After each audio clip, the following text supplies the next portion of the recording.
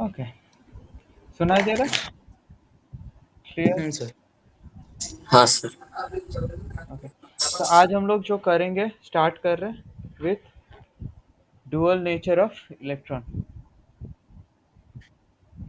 Dual nature of electron. तुम लोग को ऑलरेडी पता है कि इलेक्ट्रॉन के दो तरह का नेचर होता है, या फिर एज सच किसी भी पार्टिकल का दो तरह का नेचर होता है। तुम्हारा भी दो तरह का नेचर है, ठीक है। Even you have both particle and wave like characteristics, ठीक है। सो सबसे पहले जिस साइंटिस्ट का नाम लेना चाहिए, he is de Broglie, Louis de Broglie. और Louis de Broglie. So de Broglie's hypothesis. ये दूसरा नाम है? क्या हाइपोथेसिस दूसरा नाम है क्या? हाइपोथेसिस क्यों नाम होगा उसका? हाइपोथेसिस किसको बोलते हैं? नहीं एक पता। थ्योरी जो प्रपोज किए थे वो। बोलो। एक थ्योरी ना जो वो प्रपोज किए थे उसी का हाइपोथेसिस बोलते हैं ना। हाइपोथेसिस किसी ऐसे थ्योरी को बोला जाता है जिसका जिसका उसके पास कोई बैकग्राउंड प्रूफ नहीं है, ठीक है। हाँ मतलब मान लो दोनों हैं ऐसा बोले थे। कोई साइंटिस्ट हाइपोथेसिस दे रहा है, मतलब उसका बैकग्राउंड में उसके पास कोई प्रूफ नहीं है। दो चीज होता है, हाइपोथेसिस और थियरी। थियरी मतलब होता है उसका बैकग्राउंड प्रूफ है, उसको हम लोग बोलते हैं थियरी। हाइपोथेसिस बोलते हैं जिसका कोई बैकग्राउंड प्रूफ नहीं है, ठीक है। अब थियरी कब प्रूफ में कब बदलता है? जब थियरी का कोई ड्रॉबैक्स नहीं होता, तब हम लोग उसको प्रूफ बोलते हैं या लॉ बोलते हैं, लाइक न्यूटन्स लॉज, ठीक है। तो लॉ कब बोला जाता है? जब उसका कोई ड्रॉबैक नहीं होता, कोई एक्सेप्शन नहीं होता, तब हम लोग उसको लॉ में कन्वर्ट करते हैं, ठीक है। जितना अंडरस्टैंडिंग मेरा है उस हिसाब से। फाइन। Yes sir. हाँ सर। नाउ डी ब्रॉगली ने कहा था, he proposed that electron behaves both like particle and wave. Okay, electron behaves like both particle and wave. So he gave the wave mechanical model of atom.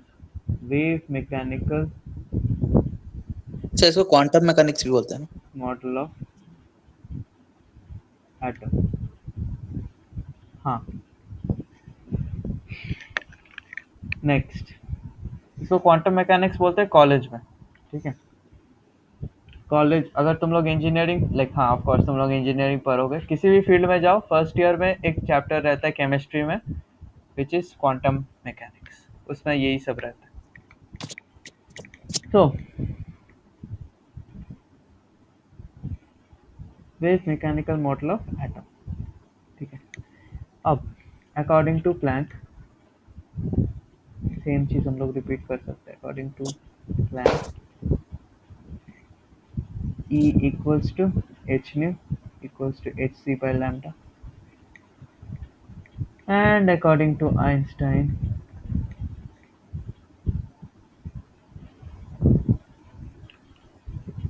E equals to mc square, ठीक है। अगर हम equate करते, if we equate both of them, तो क्या होगा? Equating, lambda is equal to H M square H तो हम एच लोग बाय लिखेंगे, हाँ, H C by lambda equals to M C square. C C yes cancel, यहाँ से हम लोग देख सकते हैं lambda equals to H by M C. M सी,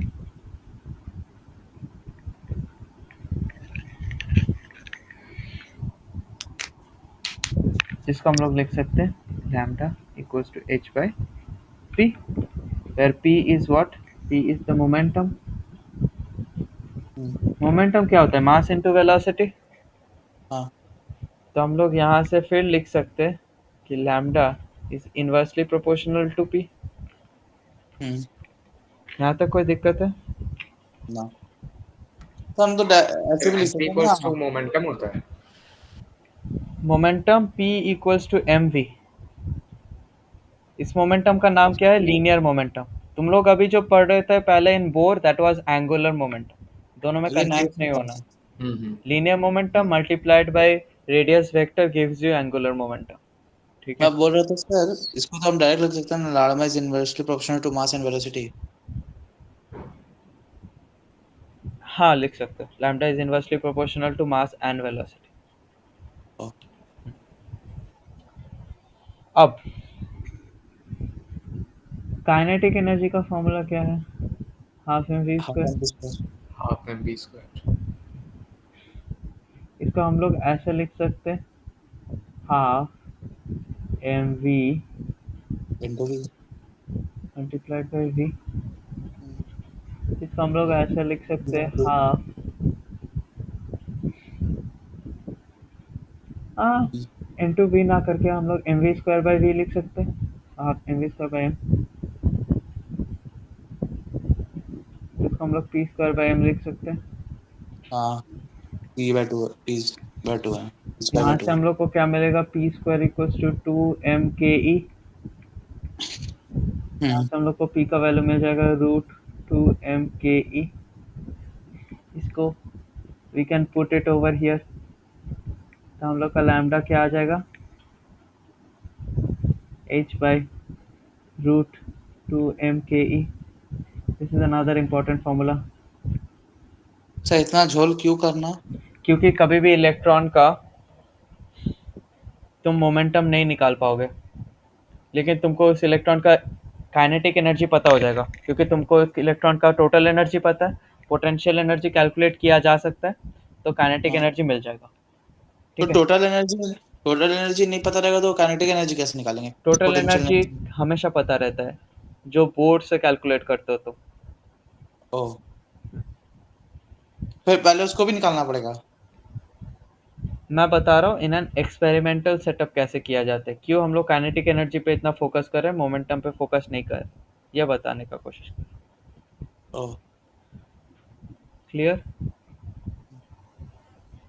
यहाँ तक और कोई डाउट है? No sir.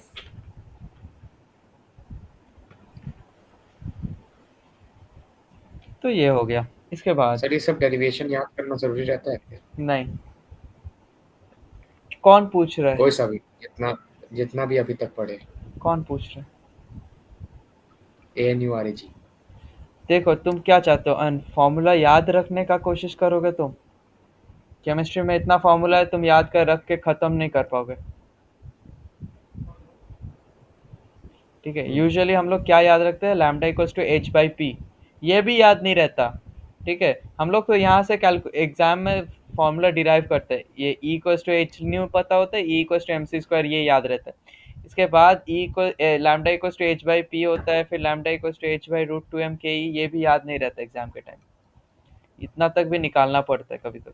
ज़्यादा टाइम नहीं लगेगा अगर तुमको मतलब कॉन्सेप्ट समझ में आ गया तो कितना ही टाइम लगेगा, बस तो तुमको बिठाना यहाँ वहाँ, है कि नहीं? किसी भी तरह तुम आ ही जाओगे। तुमको पता है कि तुम्हारे क्वेश्चन, जो तुम्हारा क्वेश्चन पेपर में दिया उसमें काइनेटिक एनर्जी दिया हुआ है, तो फॉर्मूला के बिना भी हो जाता है। काइनेटिक एनर्जी से तुम मोमेंटम निकाल लोगे, मास दिया होगा तो मोमेंटम निकल जाएगा, फिर वहाँ से लैम्डा निकाल लोगे। ऐसा नहीं है कि इसी फॉर्मूला को यूज़ करना है। ठीक है? तुमको बस आंसर लाना है। फाइन? हाँ। यस। ठीक है? तो मेनली हम लोग को समझना है, बाकी सब हो जाएगा। समझना है, बाकी हो जाएगा। ठीक है? नेक्स्ट इज डेविडसन और डेविसन एंड जर्मर एक्सपेरिमेंट, या फिर डेविसन, हाँ डेविसन जर्मर एक्सपेरिमेंट। ये भी फिजिक्स का पार्ट है यार। In 1927। सही है।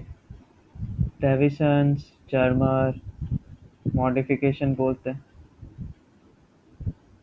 या फिर एक्सपेरिमेंट बोल सकते हैं। इन्होंने क्या कहा? What they said, two scientist. One second.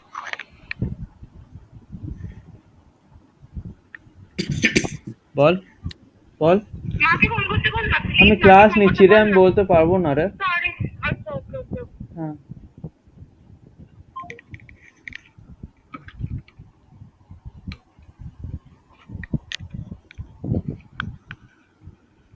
Okay, deviation charmer modification क्या था? They said for a charge particle,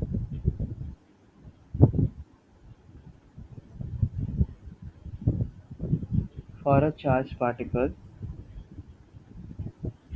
placed across potential V,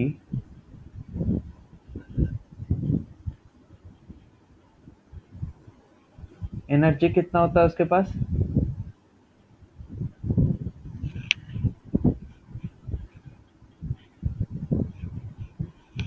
किसी चार्ज जीरो। जीरो क्यों होगा? कोई भी चार्ज पार्टिकल है जिसका चार्ज है क्यू लेट से, तो उसका एन और उसको पोटेंशियल वी में प्लेस किया तो उसका एनर्जी होता है क्यू वी। जैसे इलेक्ट्रॉन वोल्ट यूनिट देखे नहीं थे, 1 electron volt. What is electron volt? क्या होता है?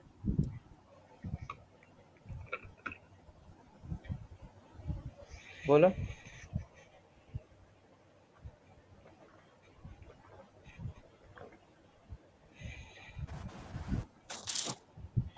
It is the sir amount. 1 EV बोलो। 1.6 into 10 to the power minus 19 joule. Value नहीं पूछ रहा, तो मतलब क्या होता है ईवी का? अच्छा, किसी मैं तो इलेक्ट्रॉन यही पूछ रहा था आपसे। किसी इलेक्ट्रॉन को 1 वोल्ट पोटेंशियल डिफरेंस में रखोगे तो वो जितना एनर्जी गेन करता है उसको हम लोग बोलते हैं 1 electron energy gain volt. By 1 electron. हाँ, energy gain by 1 electron when it is placed in one potential difference of 1 volt. Is called 1 electron volt. Similarly किसी भी चार्ज पार्टिकल को अगर तुम लोग v पोटेंशियल के अक्रॉस रखोगे तो उसका एनर्जी होगा क्यू वी। क्यू उसका चार्ज है, v उसका पोटेंशियल डिफरेंस है। यहाँ तक किसी को डाउट है? नहीं।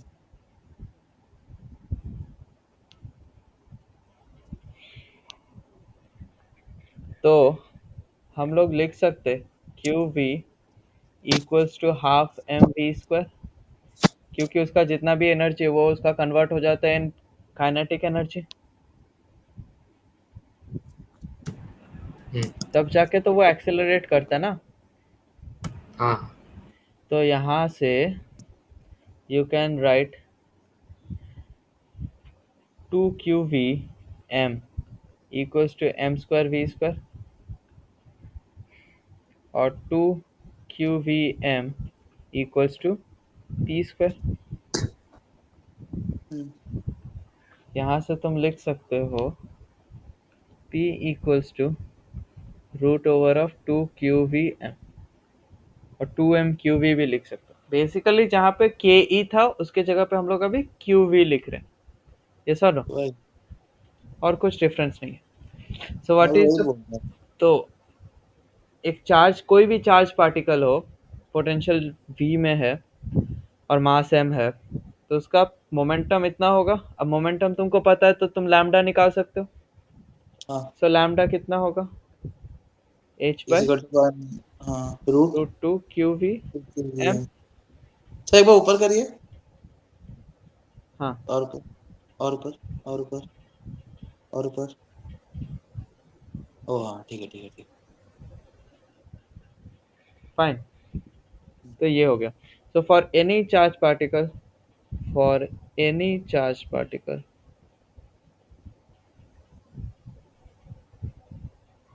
q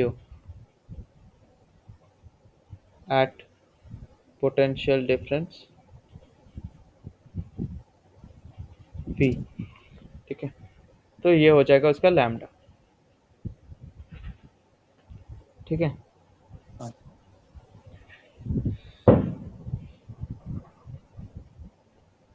okay, next. According to de Broglie's wavelength for electron आता है 12.27 divided by root over of v angstrom। so ये 12.27 कहाँ से आ रहा है? सिंपल सा लॉजिक है। इस फॉर्मूला में h का वैल्यू पुट करो, 2 का वैल्यू पुट करो, Q के जगह पे चार्ज ऑफ इलेक्ट्रॉन पुट करो, M के जगह पे मास ऑफ इलेक्ट्रॉन पुट करो, तो तुमको आंसर आ जाएगा। ये जो V है, रूट ओवर ऑफ V, उसका कुछ नहीं है। वोल्टेज डिफरेंस तो तुमको नहीं पता ना, कितना वोल्टेज डिफरेंस में इलेक्ट्रॉन को रखे हो, वो तो चेंज होता रहेगा। ओ, अब वो कितना रहेगा उस हिसाब से तुमको लैम्डा निकालना है, तो तुम इस फॉर्मूला से निकाल सकते हो। इट विल बी डिफिकल्ट क्योंकि एच भी बहुत लंबा चौड़ा है, क्यू का भी वैल्यू बहुत अच्छा खासा है, एम का भी वैल्यू अच्छा खासा है, तो इट विल बी डिफिकल्ट। तो ये याद रख सकते हो, जल्दी होगा। ठीक है, मेरे से याद रखा नहीं जाता ये सब। फॉर अ प्रोटॉन सिमिलरली तुम ऐसे कैलकुलेट करके निकाल सकते हो, it will be 0.286 divided by root V for an alpha particle. यही 3 चीज है जो पूछता है। For an alpha particle it's 0.101 divided by root v. What is v? V is the potential difference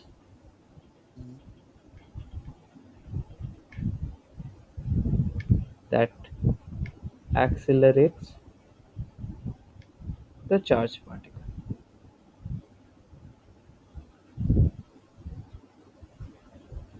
यहाँ तक किसी को डाउट है? No sir. No sir. For neutron, ये मैं बोलना भूल गया, इट इज जीरो। क्यों जीरो होगा?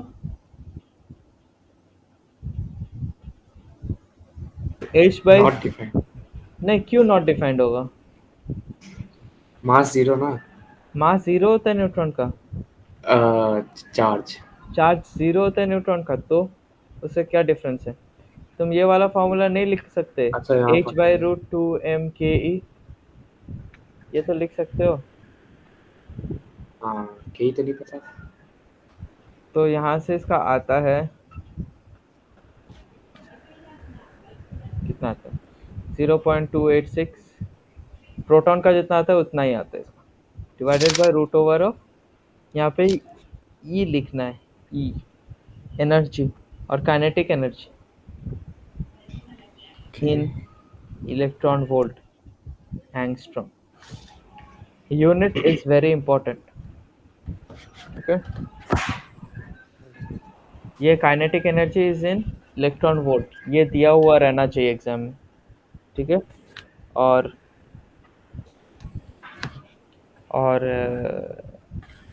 हाँ, इलेक्ट्रॉन नहीं वोल्ट हुआ और है एंगस्ट्रॉम। ठीक है,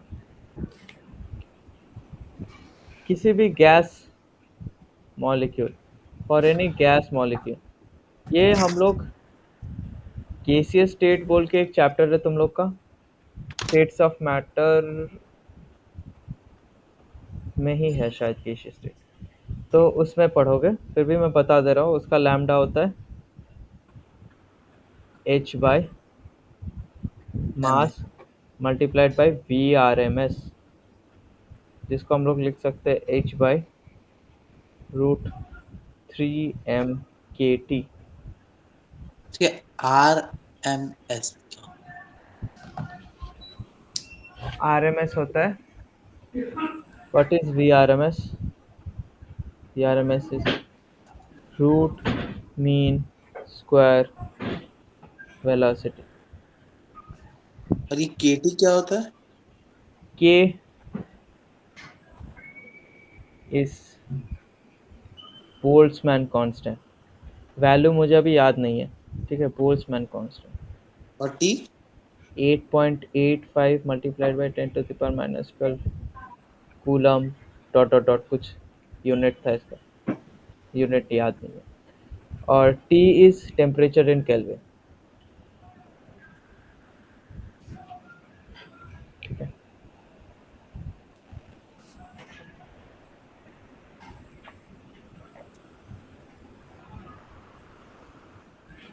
और और भी कुछ पूछना है तुमको? नहीं, M तो मास हो गया। ठीक है, ठीक है, हो गया, समझ में आया। ठीक है, what is root mean square velocity basically? इसका मतलब क्या है, अगर एक बॉक्स में 5 पार्टिकल है, एक का वेलोसिटी v1 है, एक का वेलोसिटी v2 है, एक का वेलोसिटी v3 है, एक का वेलोसिटी v4 है, एक का वेलोसिटी v5 है, पांचों का एवरेज। तो पहले squares v1 square plus v2 square plus V2 plus v3 square plus v4 square plus v5 square divided by by 5, मतलब इनका मीन फिर इनका रूट, ये होता है VRMS। जैसे डॉट डॉट डॉट डॉट भी लिख सकते हो, ठीक है, वी एन स्क्वायर तक और नीचे एन भी लिख सकते हो, तो जनरलाइज्ड हो जाएगा। ये होता है VRMS। वेलोसिटी particles का वेलोसिटी, हाँ particles. Velocity is of 3 types: most probable velocity, average velocity and root mean square velocity. ठीक है, तीनों में का अलग अलग प्रॉपर्टीज है, वो हम लोग बाद में पढ़ेंगे, अभी जरूरत नहीं है। केसी स्टेट का particles का पार्ट है, velocity कैसे निकलते हैं? केसी स्टेट का पार्ट है। अभी तुम पढ़ना चाहते हो, ये लंबा चलेगा फिर, है ना? आगे है नहीं, इस चैप्टर में नहीं है, वही आगे है ना, अगले मतलब तो हाँ दूसरे आने वाले चैप्टर में। चैप्टर हाँ, चैप्टर्स। तो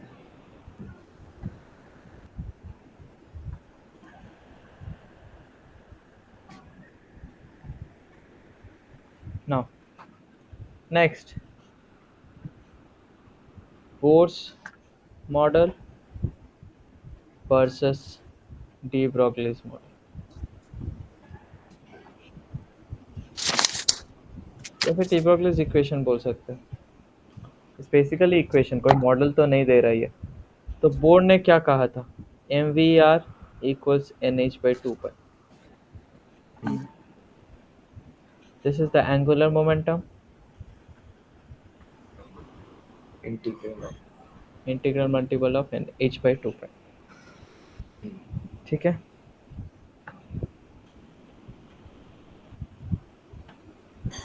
अब सपोज करो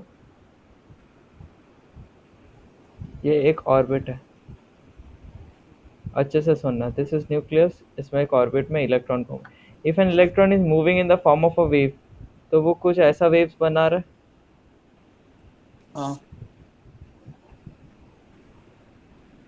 अच्छे से समझो, ठीक है, ये वाला पार्ट।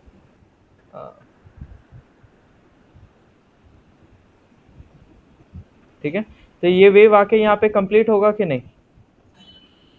हाँ ऐसा तो नहीं कि वेव्स डिसकंटिन्यूअस होगा, कुछ ऐसा करके स्टार्ट होगा और नीचे ऐसे करके आएगा, ऐसा तो नहीं है। They will be continuous in nature, है यस ना? हाँ तो हम इस पूरे सरकमफरेंस का रेडियस कितना है, सरकमफरेंस कितना है, सॉरी, 2πrn बोल सकते हैं। क्या हम इसको n लैम्डा लिख सकते हैं, where n is an integer, positive integer, by 2 पर। लिख सकते हैं?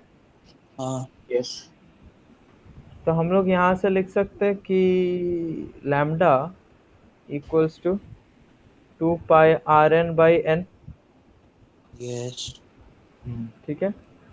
और हम लोग को डी ब्रॉगली से क्या मिला है, from de Broglie we know that lambda equals to h/mv।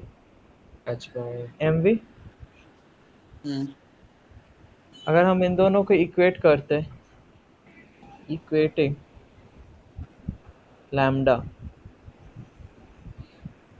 हम लोग को क्या मिलता है, h/mv equals to 2πrn divided by n, हाँ ठीक है। यहाँ से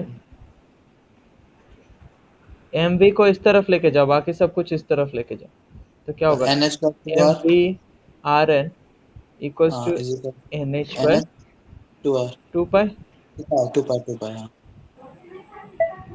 ठीक है। तो बेसिकली हम लोग क्या कर रहे हैं, we derive angular Bohr's theory from de Broglie's equation, yes yes और नो? सो yes सर तो ये बाद में ऐसा क्यों डेराइव किया गया? हाँ, बाद में ऐसा क्यों डेराइव किया गया बोर्स मॉडल के बाद में? क्योंकि बोर को वेव के बारे में कुछ नहीं पता था ना। ओह ये जो लैम्डा का कॉन्सेप्ट है। ये लैम्डा के बारे में बोर को कुछ नहीं पता था, क्योंकि bore knew that it was a particle, है ना। ओ समझा। ठीक है, बोर का जितना भी कैलकुलेशंस किए हो देखना, वहां पे कहीं पे भी लैम्डा या न्यू का वैल्यू, न्यू यूज नहीं किए हो, लैम्डा या फिर न्यू यूज नहीं किए हो। ठीक है, it's not used in Bohr's model anyway. ठीक है, so we derived Bohr's equation from de Broglie's hypothesis. Fine, hence we can say that de Broglie and Bohr's model are in agreement to one another. ठीक yes. है,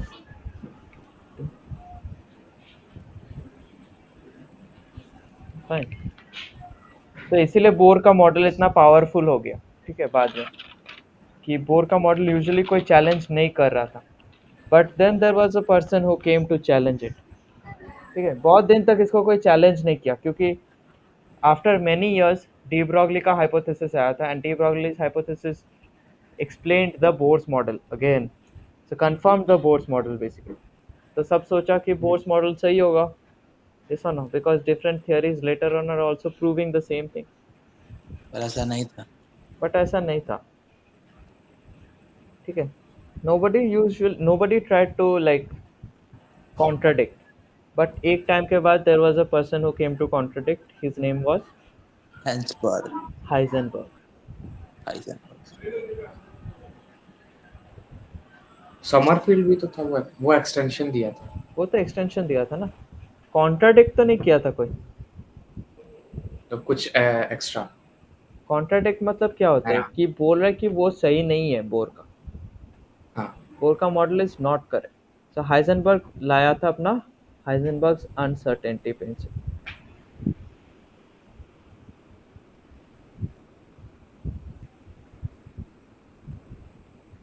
uncertainty क्या होता है?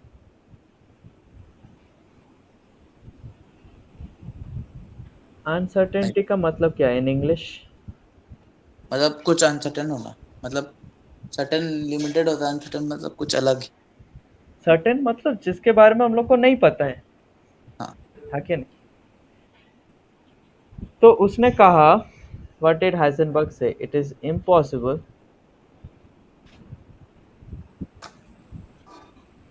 To measure simultaneously position and the momentum the of spot. exact position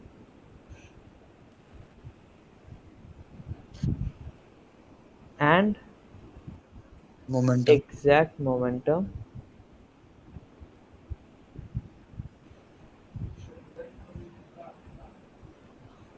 of a body with absolute accuracy of certainty. as small as electron से with इसको small particle direct नहीं लिख सकते, इतना of the body has a small electron आप extend कर दिए। लिख सकते हो। ठीक है, ये मैं बेसिकली बुकिश लैंग्वेज लिख रहा हूँ। ठीक है, no modification from my side. So body as small as electron with exact accuracy, और सर्टेनिटी। एक ही बात है। ठीक है, तो इसका मतलब क्या है? देखो, बोर्न ने क्या कहा कि कोई इलेक्ट्रॉन है, वो इस रेडियस में घूम रहा है, इतने स्पीड से घूम रहा है, इतने एंगुलर मोमेंटम से घूम रहा है। ठीक है, उसके पास एनर्जी इतना है, इतना टाइम ले रहा है। तो बेसिकली वो क्या बोलना चाहता है कि तुमको पता है कि वो कब किस पॉइंट में रहेगा, ये सुनो। अगर तुमको उसका वेलोसिटी पता है, तुमको उसका मोमेंटम पता है, और तुमको उसका टाइम पीरियड पता है, तुमको पता है कि किस मोमेंट पे वो कहाँ रहेगा, है ना। और तुमको उसका एंगुलर मोमेंटम पता है, मतलब तुमको उस मोमेंट में उसका मोमेंटम भी पता है। द हाइजेनबर्ग बोला it is not possible to calculate or to measure the position and momentum exactly at a point। तो ऐसा क्यों? क्योंकि जब भी तुम किसी पॉइंट में तुम उसका मोमेंटम चेक कर रहे हो या फिर किसी पॉइंट पे अगर तुम उसका पोजीशन चेक कर रहे हो उसी मोमेंट में उसका मोमेंटम चेंज हो जाता है। और अगर तुम उसका मोमेंटम चेक कर रहे हो उसी पॉइंट पे उसका पोजीशन चेंज हो जाता है। तो उसके बाद जब तुम पोजीशन चेक कर रहे हो दैट्स नॉट द पोजीशन जिसमें तुम उसका मोमेंटम कैलकुलेट किए थे। समझ रहे हो? हम्म ये यूजुअली स्मॉल बॉडीज के लिए होता है। For large bigger bodies it's not a problem. क्यों इट्स नॉट अ प्रॉब्लम वो भी मैं बता दूंगा बाद में, ठीक है। लेकिन जो स्मॉलर बॉडीज होते हैं उनके लिए ये चीज होता है, ठीक है। So he gave a formula del x multiplied by del p is is equal greater to h than by equal 4 to h by 4। del x approx क्या है? चेंज इन या फिर uncertainty in position। del p is uncertainty in momentum Momentum. is always greater than h by 4 pi, ठीक है। del x cross del p is greater than or equal to 4 by h by 4। Approx नहीं बोल सकते, क्या approx? Approx to H by 4 pi नहीं बोल सकते। नहीं, इट्स ग्रेटर देन और equal to h by 4 pi होता है। This is the formula. H by 4 pi, 4 pi क्या है? कांस्टेंट है। Planck constant divide by 4 pi. नहीं वो ठीक है, H हाँ by 4 pi हाँ, ये टोटल क्या है? इसका कोई ऐसा कुछ बोल नहीं सकते। इसको हम लोग रिप्रेजेंट करते हैं ऐसे, कई कई एक बुक्स में मैथमेटिकल ऐसे एक्सप्रेशन रिप्रेजेंट है। किया हुआ है, ठीक है। हम्म, लेकिन इसका कोई वैसे सिग्निफिकेंस नहीं है, ठीक है। ये फॉर्मूला है, अच्छा, ठीक है। ओके। अब इसको तुम ऐसे भी लिख सकते हो, del X cross del P के जगह पे तुम एम वी लिख सकते हो, ग्रेटर देन हाँ equal to H by 4 pi. अब तुम लोग को पता है मास डज नॉट चेंज, तो del X multiplied by M del V greater than equal to H by 4 pi लिख सकते हो। हाँ तो यहाँ से तुमको एक और फॉर्मूला मिलेगा, del X cross del V greater than equal to H by 4 pi M, 4 ठीक है। This is also important. इसमें से कैलकुलेशंस आते हैं, ठीक है। तो del X cross del V is greater than equal to H by 4 pi. और एक फॉर्मूला आ सकता है, that is P equals to M V. पता है तुम लोग को? हाँ इसको तुम लोग लिख सकते हो P multiplied by V by T multiplied by T, तो हाँ M A multiplied by T. तो हम लोग इसको हम्म लिख सकते हैं फोर्स मल्टीप्लाइड बाई टाइम। हम्म, तो पी को हम लोग लिख सकते हैं फोर्स मल्टीप्लाइड बाई टाइम। हाँ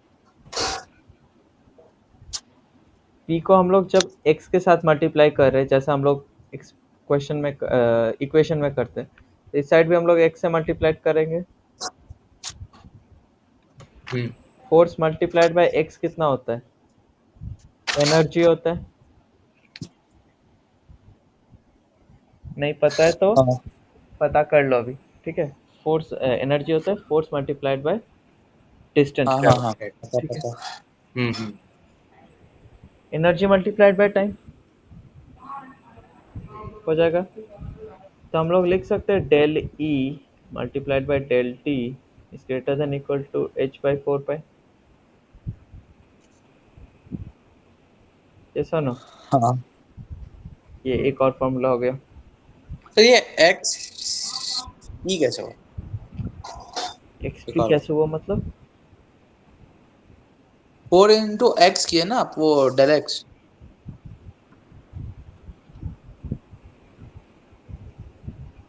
सॉरी 4 इंटू एक्स किए ना। हाँ,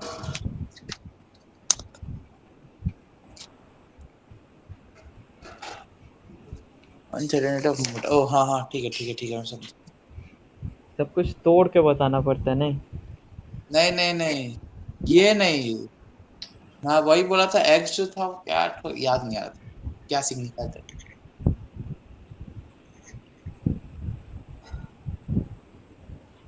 सर थोड़ा सा ऊपर कीजिए ना। ओके, ऊपर ऊपर ऊपर, ठीक ठीक ठीक, हो गया नीचे। यहाँ तक क्लियर है? Yes sir. ब्रेक लेना है?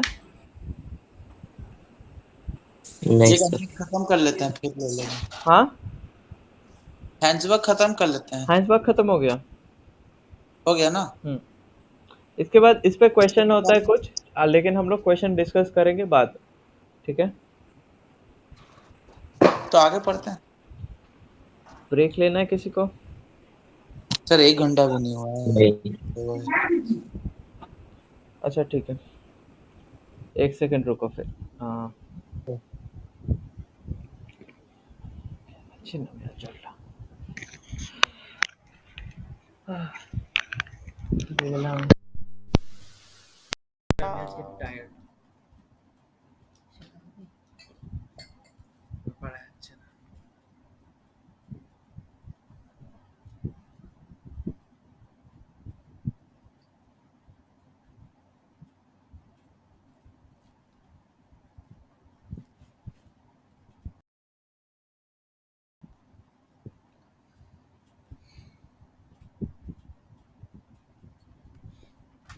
सुनाई दे रहा?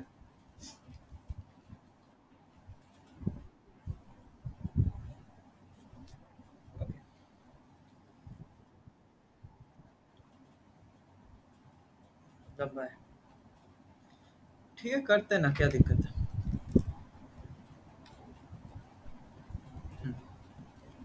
Next is wave mechanic. कब का हो गया failure of Bohr model?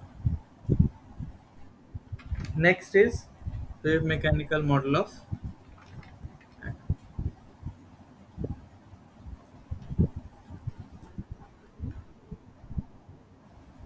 Atom.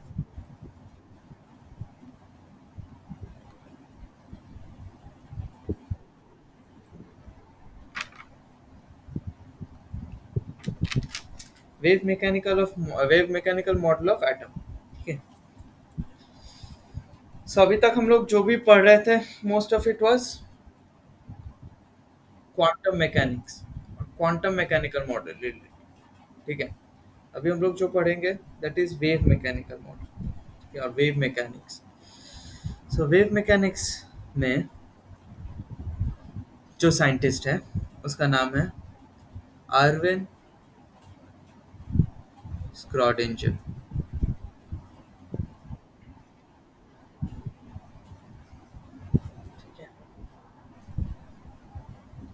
Arvin Schrödinger. He was a Russian scientist. He gave the equation for wave mechanical model. ठीक है, उसका इक्वेशन जो था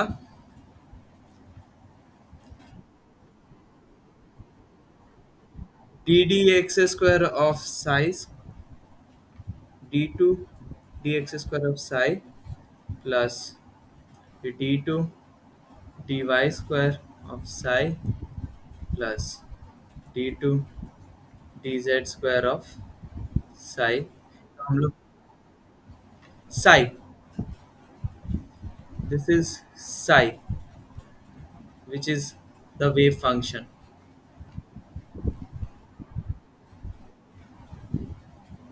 वेव फंक्शन साई क्या है बोलो तुम? हाँ, it's the wave function of electron, ठीक है? Plus 8 pi square M by H square multiplied bye E minus V psi equals to 0।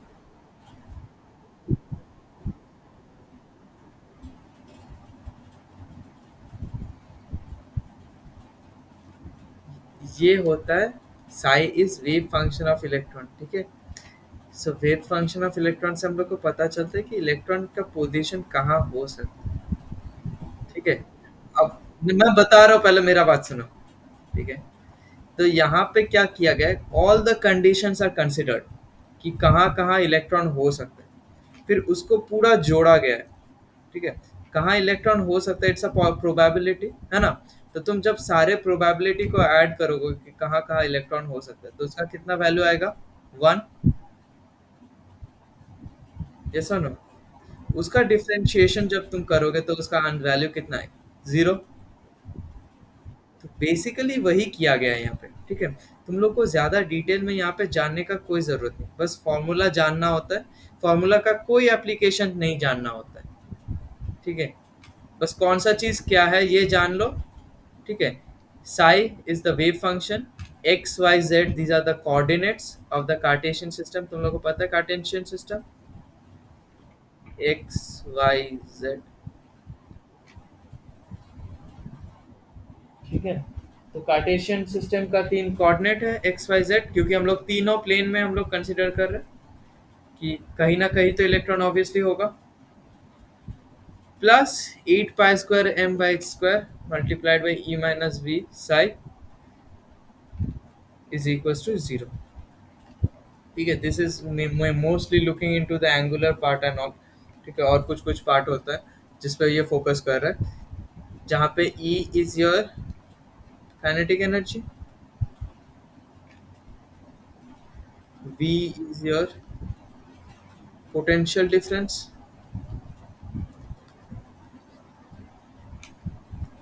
या फिर पोटेंशियल बोल सकते हैं, एम इज मास, बाकी सब कुछ तो कांस्टेंट है। Mass of electron, M is mass of M.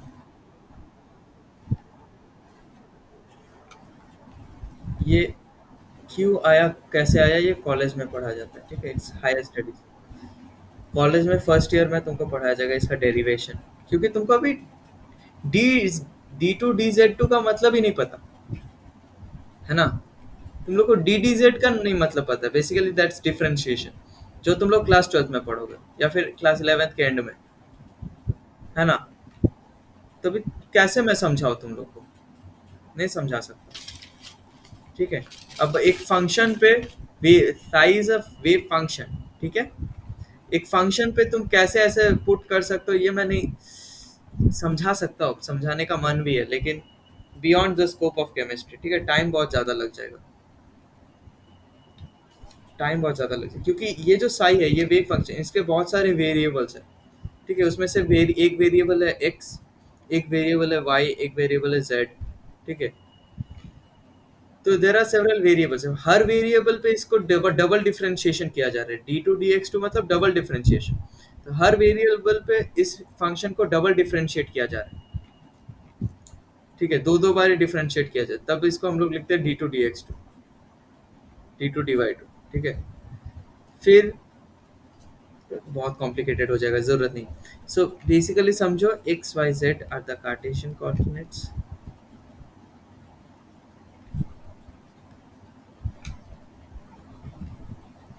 x y z are the Cartesian coordinates, m is the mass of electron, e is not the kinetic energy, is the total energy of electron,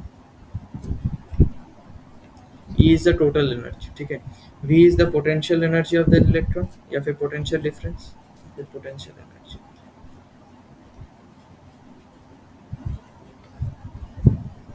ठीक है। m is mass of electron, बस, and psi is the wave function। यहाँ तक clear है,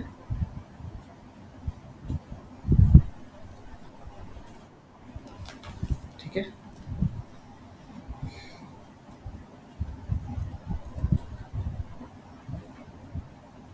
Now solution of this equation is beyond the scope of this book। ये लिखने का जरूरत है कि तुम लोग को पता है, ठीक है। मैं नहीं लिख रहा है, ठीक है। किसी भी बुक में देखोगे तो ये लाइन लिखा होगा कि solution of this Sai equation is beyond the scope of this book and syllabus, fine. तो इस पे जो हम लोग का इम्पोर्टेंट चीज है जो काम आता है वो है significance of Sai. What is the significance of Sai, क्या जरूरत है हम लोग को इस साई का, what is Sai, wave function.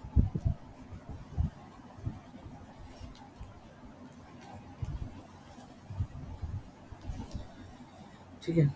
What is psi basically? What will psi give? It is the amplitude function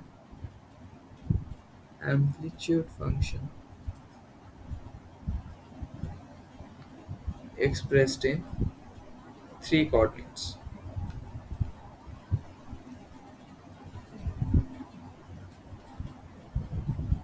ठीक है. तो psi is an amplitude function. Basically क्या देता है? जैसे तुम देखे हो, इट्स अ वेव, है ना. वेव मैकेनिकल मॉडल मतलब हम लोग एक वेव को लेके डील कर रहे हैं, तो ये उस वेव का एक एम्पलीट्यूड होगा. यस. वो एम्पलीट्यूड चेंज हो रहा है. उस एम्पलीट्यूड के चेंज को हम लोग एक फंक्शन में लिख रहे हैं. उसको हम लोग लिख रहे हैं as an amplitude function. Fine. ये एम्पलीट्यूड एक्स एक्सिस की तरफ भी हो सकता है, वाई एक्सिस की तरफ भी हो सकता है, जेड एक्सिस की तरफ भी हो सकता है. इसीलिए हम लोग तीनों एक्सिस पे इसको, और या फिर तीनों कोऑर्डिनेट्स पे हम लोग इसको एक्सप्रेस करेंगे. ठीक है. X Y Z. Okay. Psi can be positive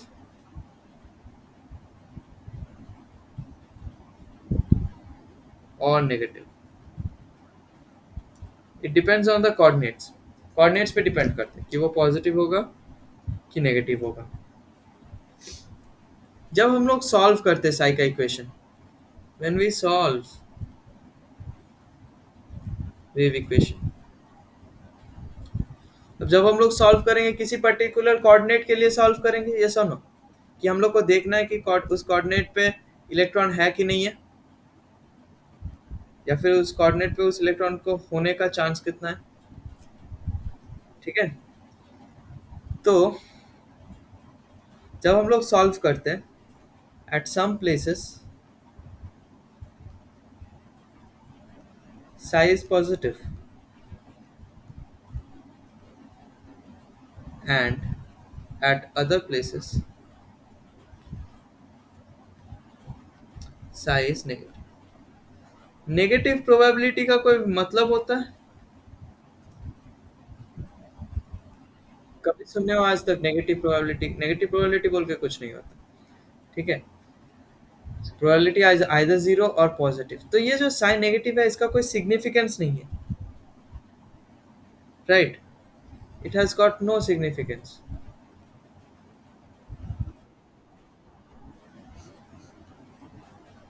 ये इसका मतलब देखो, बेसिकली जब हम लोग फॉर्मूला को इक्वेट कर रहे हैं और सॉल्व कर रहे हैं, तो साई का वैल्यू नेगेटिव आ रहा है at places where the probability of that electron is there. But हम लोग इक्वेशन को ऐसे पुट किए कि उसका वैल्यू नेगेटिव आ रहा है. तो जब इसका वैल्यू नेगेटिव आ रहा है और हम लोग को पता है कि जो प्रोबेबिलिटी होता है इलेक्ट्रॉन फाइंड मतलब मिलने का, इट्स ऑलवेज पॉजिटिव, तब हम लोग को पता चला कि Sai is not the probability factor. ठीक है. साई को हम लोग नहीं यूज कर सकते to find probability of an electron. समझ रहे हो? ठीक है. इसका यही मतलब अंदाजा लगाया जा सकता है यहाँ से कि साइन नेगेटिव का भी, साइन नेगेटिव है मतलब साई, ठीक है, साइन नेगेटिव हो सकता है, ये एक फंक्शन है, इट कैन बी नेगेटिव, लेकिन साई प्रोबेबिलिटी नहीं हो, इसका मतलब, है ना. साई इज नॉट प्रोबेबिलिटी, क्योंकि अगर साई प्रोबेबिलिटी देता है तो वो कभी नेगेटिव नहीं होता. हेंस, तो मैं यहाँ पे लिख देता हूँ, since probability can not be negative, can never be negative, since probability can never be negative, hence we use, or we can say that we prefer,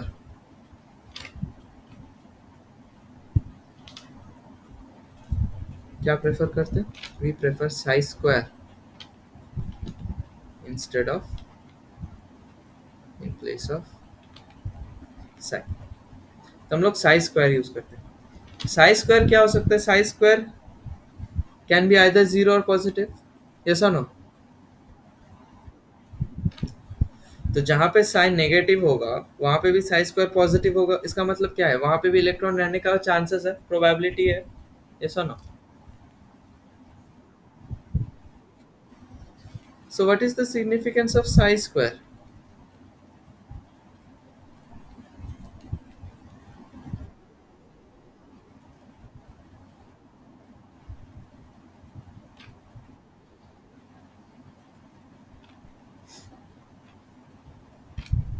mod psi नहीं ले सकते, इसका रीजन है, मुझे नहीं पता, लेकिन इसका रीजन है। ठीक है। ये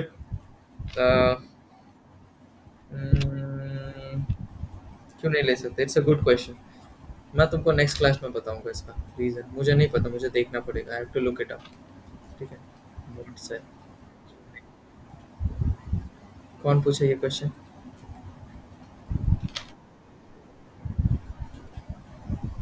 अनुराग। खुश। हाँ। सो मॉड साई। हाँ। अनुराग। तो नहीं, अच्छा क्वेश्चन है, अच्छा क्वेश्चन है। ठीक है। सिग्निफिकेंस ऑफ साइज को मुझे पता था, लेकिन बट अभी नहीं याद आ रहा है एकदम से, देखना पड़ेगा। सिग्निफिकेंस ऑफ साइज स्क्वायर क्या है? It's a probability factor. It is considered as the probability factor, इसी को हम लोग यूज करते हैं प्रोबेबिलिटी निकालने के लिए। ठीक है। What does it define? It describes probability of finding an electron. अभी तुम लोग हाल ही में मॉड्यूलस करके आए हो, इसीलिए ज्यादा मॉड मॉड कर। Discuss probability of finding an electron with in a small space.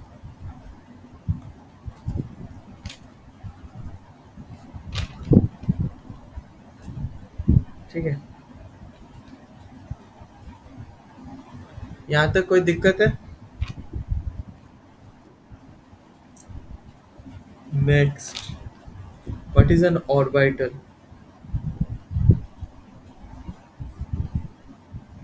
Orbital का डेफिनेशन ये होता है, space,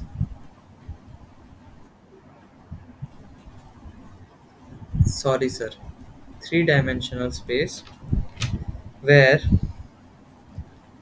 there is maximum probability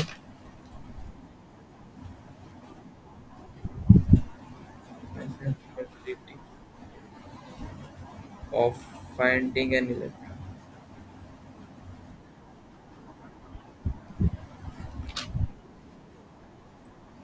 नहीं, हाँ ऑब्वियसली अराउंड द न्यूक्लियस होना चाहिए, बट इट्स अंडरस्टूड ना। अभी तुम बढ़ा रहे हो।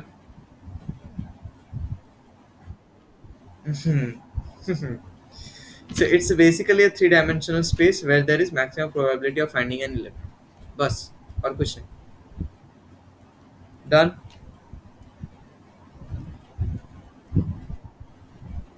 किसी को यहाँ तक कोई दिक्कत है? बोलो सर, दिक्कत ही दिक्कत। आप ब्रेक देते तो अच्छा होता। नहीं, अभी खत्म नहीं हुआ। So it's basically a three-dimensional space where there is maximum probability of finding a electron। यहाँ पे जो कॉन्सेप्ट मैं चाहता हूँ तुम लोग को थोड़ा समझ में आना चाहिए कि maximum is a qualitative term, है ना। अगर बोल देता कि प्रोबेबिलिटी 0.5 से ज्यादा होगा तो उसका एक इट्स क्वांटिटेटिव, लेकिन जब बोल रहे हैं मैक्सिमम प्रोबेबिलिटी तो हम लोग नहीं बोल सकते एग्जैक्टली मैक्सिमम प्रोबेबिलिटी मतलब कहाँ तक जाके तुमको रुकना है। तुमको 0.7 तक रुकना है, 0.9 तक रुकना है, कि 0.991 तक रुकना है, ये तुमको नहीं पता। तुम नहीं, देखो केमिस्ट्री में सब कुछ डिफाइंड होता है। ठीक है। जो डिफाइंड नहीं है मतलब उसका डेफिनेशन नहीं है, तुम एज्यूम कुछ नहीं कर सकते। ठीक है। तो मैक्सिमम प्रोबेबिलिटी बोलने के लिए बोला है इन एन ऑर्बिटल, बेसिकली हम लोग इसका भी ग्राफ निकालते कि इस पोजीशन में ज्यादा है, ठीक है, and slowly it is getting less, तो we draw it like this. ठीक है। अब तुमको कितना रेडियस तक मैक्सिमम लेना है वो तुम्हारे ऊपर है, but we draw it like this, तो हम लोग ड्रॉ कर देते हैं ताकि जिसको जितना तक लेना है वो ले सकता है एज मैक्सिमम। ठीक है। फाइन। तो मैक्सिमम प्रोबेबिलिटी बोलोगे तो मैक्सिमम तो कुछ भी हो सकता है ना, मैं बोलूंगा 0.5 से ज्यादा जो भी है that's maximum. It's a qualitative term. Fine. Okay. Now wave equation क्या देता है हम लोग को? What does it give? It gives us a set of numbers called the quantum numbers.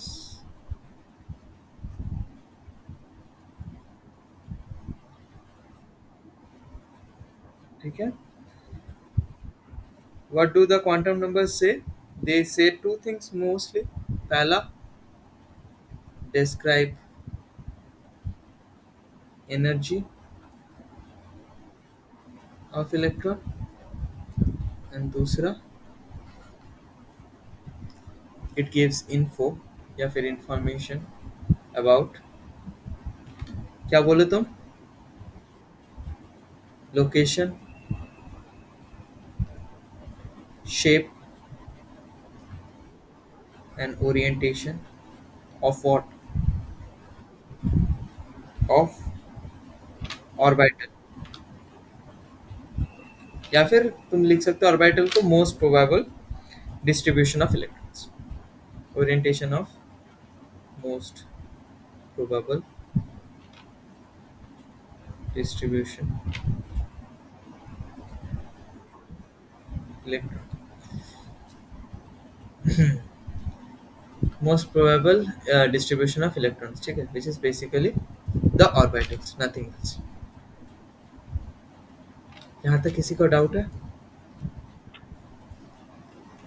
Next topic जो हम लोग स्टार्ट करेंगे दैट इज क्वांटम नंबर्स। किस किस को ब्रेक चाहिए?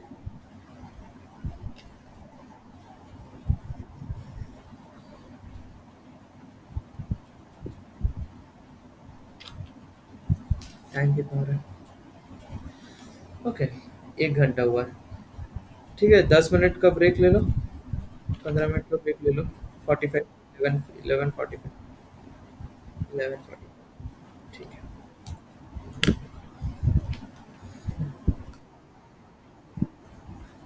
नहीं, बस ऐसे ही डाल दे।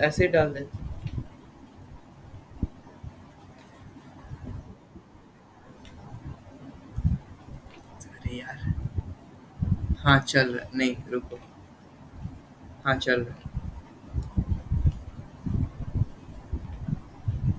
Okay, quantum numbers.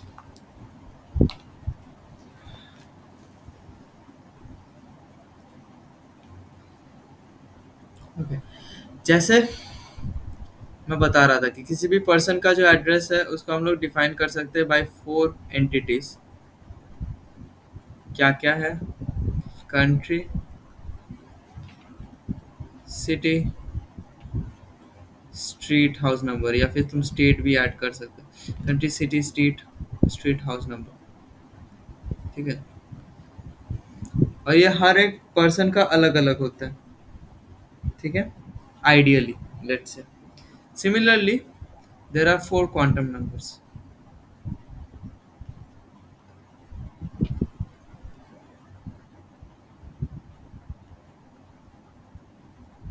and these denote the address of electrons in atom, ठीक है। These denote the address of electrons in atom. So 4 quantum numbers क्या क्या है? पहला है प्रिंसिपल क्वांटम नंबर, PAL, ठीक है, PLE नहीं। Next, azimuthal quantum number,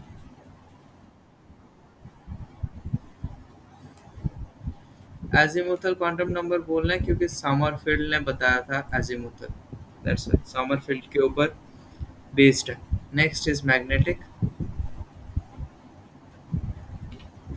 and lastly it is spin quantum, principal quantum number, azimuthal quantum number, magnetic quantum number, spin quantum. There are 4 quantum. Okay, so we will start with the first one, that is principal quantum.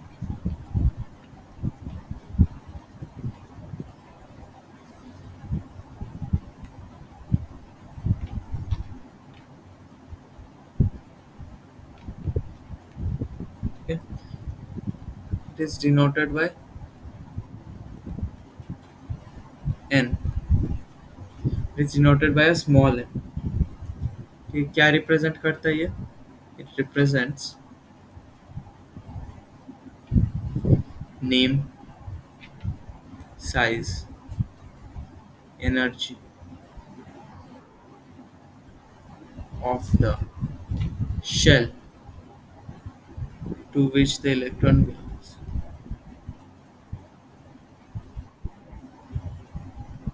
To which the electron belongs. ठीक है? What is n? N can be, और like हम लोग लिख सकते हैं n lies from 1 to infinity. Positive integers. Integer values. सही है. ठीक है?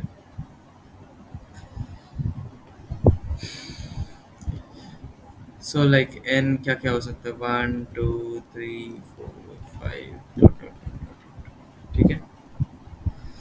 और हम लोग इसको क्या नेमिंग दिए? 1 को हम लोग के शेल बोलते हैं, 2 को हम लोग एल शेल बोलते हैं. शेल वर्ड यूज करना है भी. ठीक है? Shell, it's a shell. K L M N shell O etcetera etcetera. हाँ, ऐसे चलता जाएगा. ठीक है? यहाँ तक किसी को डाउट है?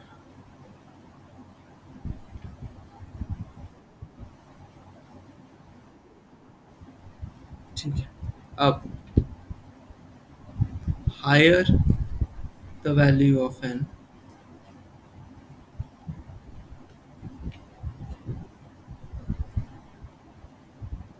greater is its distance from nucleus.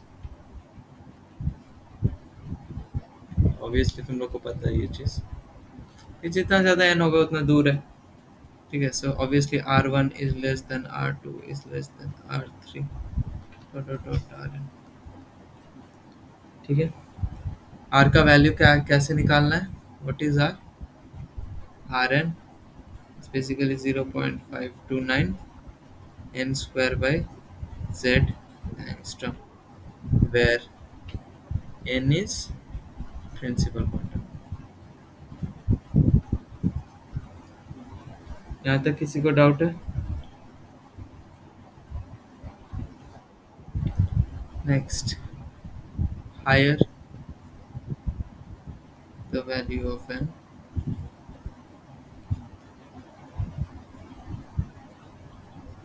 Higher is magnitude of energy. क्योंकि तुम लोग को पता है जितना दूर जाता है न्यूक्लियस से उतना ज़्यादा एनर्जी होता है. सो E1 is less than E2 is less than E3 is less than EN. ठीक है? एनर्जी कैसे निकालते हैं हम लोग? -2.18 multiplied by 10 to the power -18 joule per atom. Z square by n square joule पर एटम. या फिर तुम लोग इसको -13.6 भी बोल सकते हो. EV -13.6 Z square by n square EV पर एटम.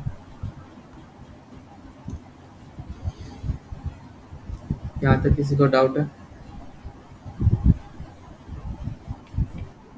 और क्या क्या निकाल सकते हो तुम from the principal quantum number? Energy separation, basically same चीज है. Energy separation between two shells decreases with increasing n. So obviously E2 minus E1 is greater than E3 minus E2 is greater than E4 minus E3 dot dot dot. ठीक है? और क्या पता कर सकते हो तुम प्रिंसिपल क्वांटम नंबर से? Maximum number of electrons in a shell can be 2n square. ठीक है, तो n इक्वल्स टू 1 में कितना रहेगा 2, n इक्वल्स टू 2 में कितना रहेगा 8, n इक्वल्स टू 3 में कितना रहेगा 18, n इक्वल्स टू 4 में कितना रहेगा 32 एटसेट्रा. ठीक है.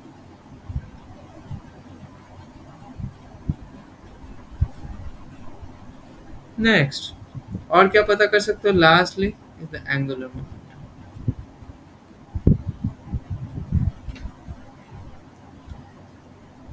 That is calculated as mvrn equals to nh by 2 pi. यहाँ पे n is the principal quantum. यहाँ तक किसी को डाउट है?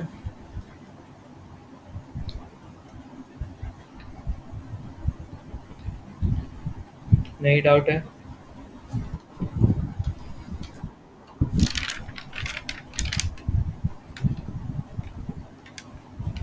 Next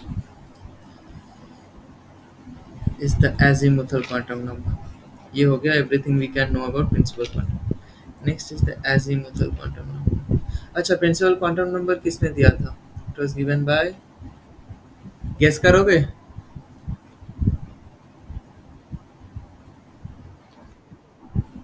कौन दे सकता है? बोर. Very good. क्योंकि सब कुछ हम लोग अभी जितना यूजेस ऑफ एन पढ़े everything is was in Bohr's model. ठीक है, वेरी गुड. बोर. फाइन. क्योंकि रेडियस भी हम लोग बोर का फॉर्मूला है, एनर्जी भी बोर का फॉर्मूला है, एनर्जी सेपरेशन, ये सब कुछ हम लोग बोर में देखे. Angular momentum everything. So it was given by bore. Next it's azimuthal quantum. It was given by, कौन दिया था ये? सॉमरफील्ड. सॉमरफील्ड. azimuthal बोल के कोई बंदा नहीं है. ठीक है, सॉमरफील्ड. सॉमरफील्ड जब पढ़ाया था मैं बताया था azimuthal एंगल के बारे में, याद है? It can also be known as, it is also known as secondary quantum number.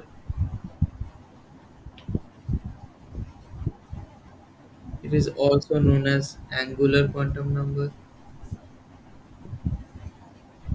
It is also known as subsidiary quantum number.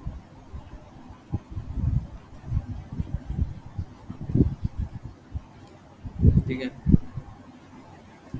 So azimuthal quantum number is basically, ठीक है, it's denoted by L. Next, तुम लोग हो class में? ठीक. L can have values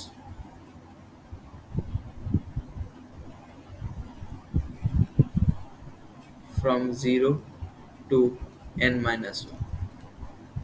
L can have values from 0 to n minus 1. ठीक है.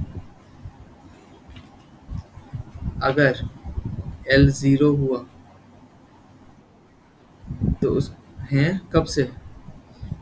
L का वैल्यू n पे डिपेंड करता है, n का वैल्यू L पे डिपेंड नहीं करता है. हाँ, L का वैल्यू अगर 0 होता है उसको हम लोग बोलते हैं S subshell.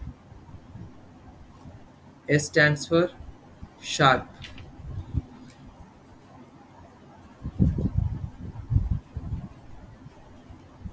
L equals to अगर 1 होता है उसको हम लोग बोलते हैं P subshell. P stands for principal. L equals to 2 होता है D subshell. D stands for diffused. L equals to 3 अगर हो तो वो होता है F subshell.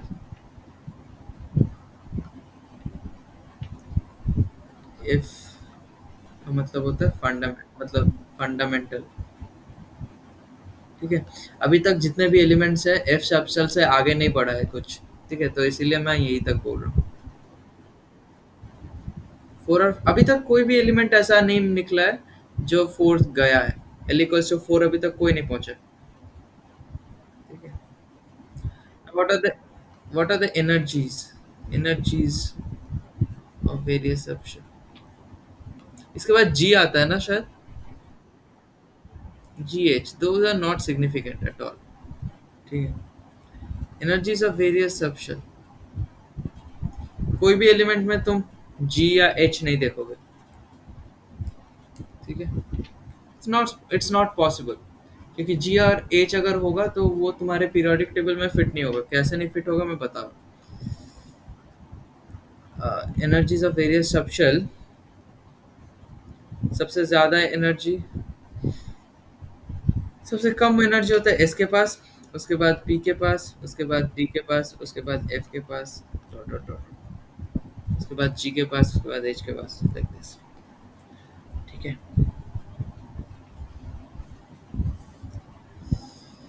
So energies of various subshell हो गया।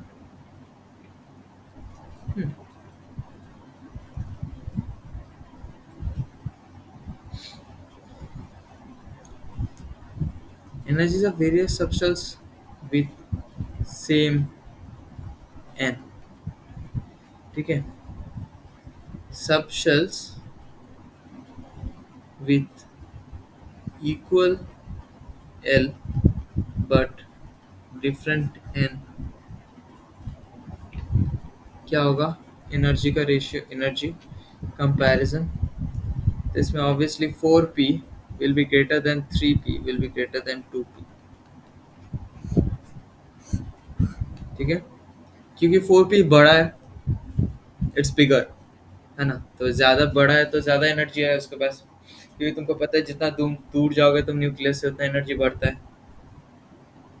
ऐसा ना, यहाँ तक किसी को डाउट है पूछ लो, कुछ भी डाउट है तो। अब अगर अगर n 1 होता है तो l क्या हो सकता है? 0 हो सकता है, और कुछ हो सकता है? नहीं, तो हम लोग इसको लिखेंगे 1s सबशेल। ये हम लोग क्या नेम कर रहे हैं? सबशेल। n इक्वल्स टू अगर 2 होता है l क्या क्या वैल्यू ले सकते हैं? 0 1। 0 को हम लोग क्या लिखेंगे? 2s। 1 को हम लोग क्या लिखेंगे? 2p। n इक्वल्स टू 3 अगर होगा l क्या क्या वैल्यूज लेगा? 0 1 2।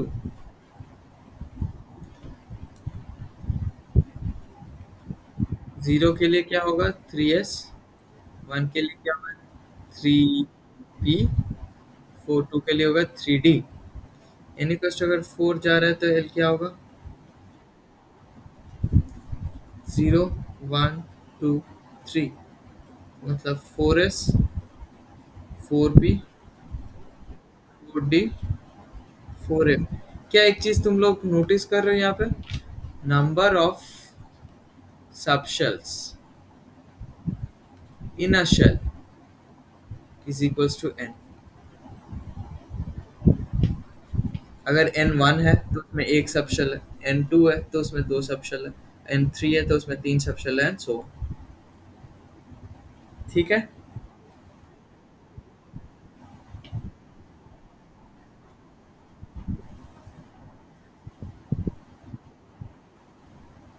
नहीं समझे?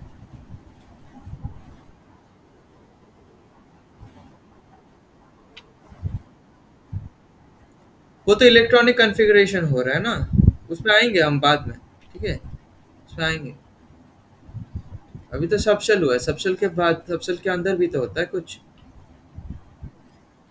ठीक है, तो हम लोग इससे क्या जान सकते हैं? पहला चीज जो हम लोग इससे जान सकते हैं, it is orbital angular momentum. Orbital angular momentum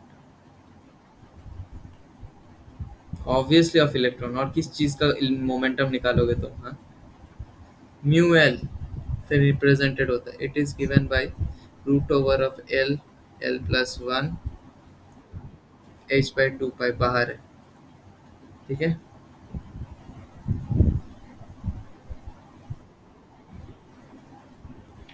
We can also write it as नहीं यही है, सही है। Next number two, magnitude of magnetic moment क्या है?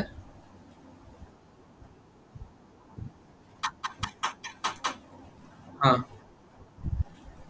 नहीं एच सेम है।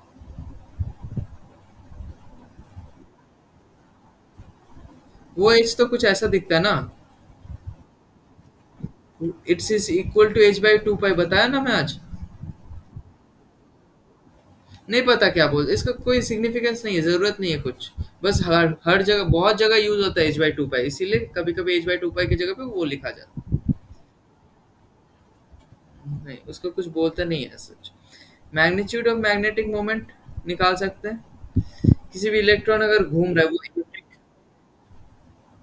एच बाई फोर पाई को क्या लिखोगे?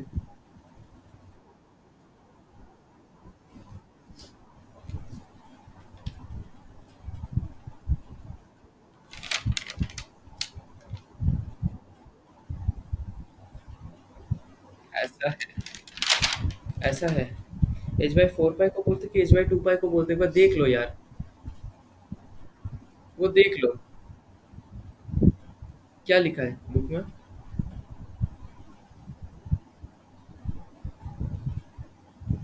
क्या जरूरत नहीं है, इसको छोड़ो, इसको छोड़ो, it's not significant, not at all significant. फालतू का कॉम्प्लिकेट क्यों कर रहे हो? ठीक है, चीजों को एच बाई टू पाई ही लिखो बस। मैग्नीट्यूड ऑफ मैग्नेटिक मोमेंट, जिसको हम लोग रिप्रेजेंट करते हैं बाय म्यू कैपिटल एल, ठीक है। Mu capital L which is root over of L multiplied by L plus one, B M. What is B M? B M unit है, stands for Bohr magneton, unit है magnetic moment का। Magnetic moment क्या होता है पता है? नहीं पता है ना, तो इसलिए नहीं बता सकता मैं। मैग्नेटिक मोमेंट फिर से फिजिक्स का पार्ट है। इट्स बेसिकली, देखो क्या होता है, मैं आइडिया दे सकता हूँ तुमको। किसी भी मैग्नेट का एक पोलैरिटी होता है। पोलैरिटी का कॉन्सेप्ट पता है? पोल्स, जैसे जैसे polar compounds, non polar compounds होते हैं, पॉजिटिव नेगेटिव चार्ज वाले compounds, polar compounds, non polar compounds. पता है? पता है तो हाँ बोलो, नहीं पता है तो ना बोलो। नहीं पता है, ठीक है। स्ट्रेंथ, सपोज करो कोई एक मैग्नेट है तुम्हारे पास, ठीक है, नॉर्थ साउथ। इसको तुम तोड़ोगे बीच से, तो क्या बनेगा? एक नॉर्थ और एक साउथ बनेगा।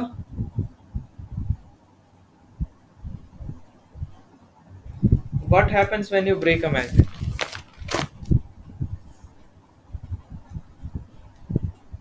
नहीं पता। एक मैग्नेट को जब तुम तोड़ते हो तो क्या बनता है? दो अलग अलग पोल्स बनते हैं कि क्या बनता है? दो अलग अलग पोल्स बनते हैं, तो ये दोनों नॉन मैग्नेटिक होगा फिर। These two are non magnetic. किसी मैग्नेट को तोड़ोगे तो वो नॉन मैग्नेटिक बन जाता है। हाँ,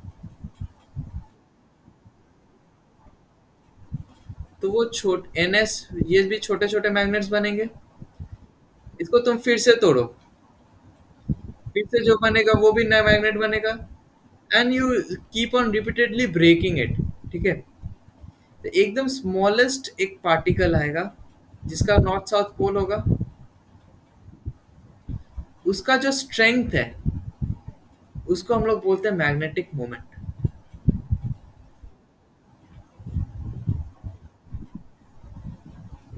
ठीक है। ये है कौन?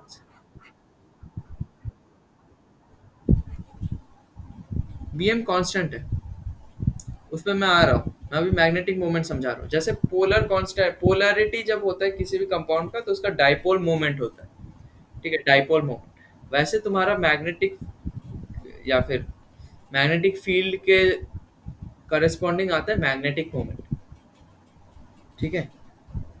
मैग्नेटिक मोमेंट कहाँ होता है? It goes from north to south pole, इसका डायरेक्शन होता है नॉर्थ टू साउथ पोल। जैसे वो डाइपोल मोमेंट क्या होता है? नेगेटिव टू पॉजिटिव चार्ज की तरफ जाता है,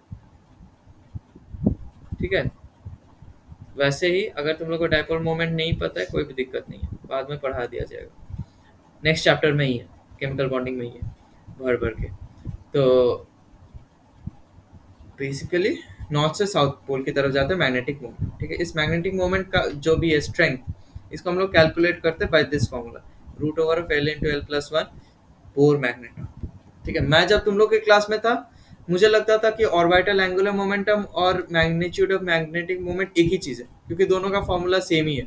एक में h/2 लगाओ, एक में हटा दो, बस, ठीक है। मुझे बस इतना ही पता था। तो ठीक है, तो दोनों का फॉर्मूला एक है, बात तो एक ही होना चाहिए यार। एक में स्मॉल एल कैपिटल एल लगाने से क्या दिक्कत होगा, ठीक है।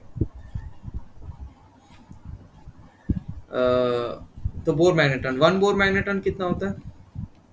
It's basically EH/4πmc।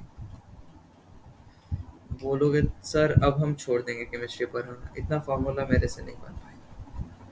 नहीं, इट्स 9.2732 मल्टीप्लाइड बाय 10⁻⁻14 जूल। लिख सकते हो, बस बुक में ऐसा लिखा ना है, उसमें बुक में ऐसा लिखा है इसीलिए मैं लिखा हूँ। ऑब्वियसली तुमको इसको 9.3 ही लेना है, ठीक है?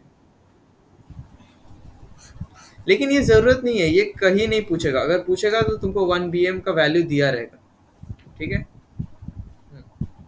ये दिया रहता है, ओके। 2 हो गया, 3। दो चीज हम लोग जान लिए इससे। तीसरा है maximum number of electrons in a subshell, कितना होगा? 2 multiplied by 2l plus 1, 2 multiplied by 2l plus 1। तो s सब शेल में कितना इलेक्ट्रॉन्स होगा? 2। p सब शेल में कितना इलेक्ट्रॉन होगा? 6। d इलेक्ट्रॉन में कितना d ऑर्बिट सब शेल में कितना इलेक्ट्रॉन होगा? 10। f में कितना होगा? 14। इसके आगे नहीं जाता, ठीक है। Electrons, maximum number of electrons they can occupy.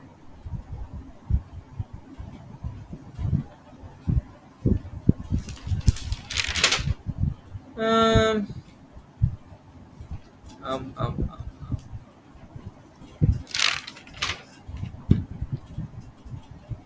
हो गया हम लोग का एजिमुथल क्वांटम नंबर, ठीक है।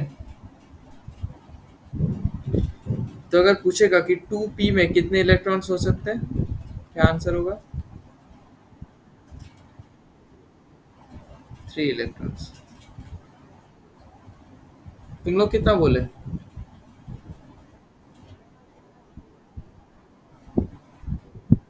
2p तो एक ही सबशेल है ना, 2p ऐसा तो नहीं कि दो सबशेल है। 2 मतलब क्या है यहाँ पे? n इक्वल्स टू 2 है ना। तुमको क्या लगा 2p थोड़ी ना है? 2p मैंने पूछा, हाँ। 2p और सबशेल में कितने इलेक्ट्रॉन? 3 इलेक्ट्रॉन, सॉरी 6 इलेक्ट्रॉन है, हाँ 6 6, सॉरी 6 इलेक्ट्रॉन है, ठीक है। वैसे जैसे अगर मैं बोलूँ कि 3s में कितने इलेक्ट्रॉन्स होंगे? 2 इलेक्ट्रॉन, ठीक है। उस हिसाब से इसके बाद मैग्नेटिक क्वांटम नंबर। टाइम कितना हो रहा है?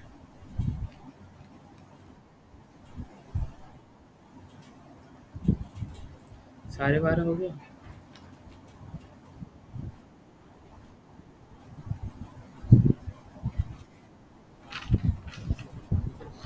मैग्नेटिक क्वांटम नंबर फिर खत्म नहीं होगा। ठीक है।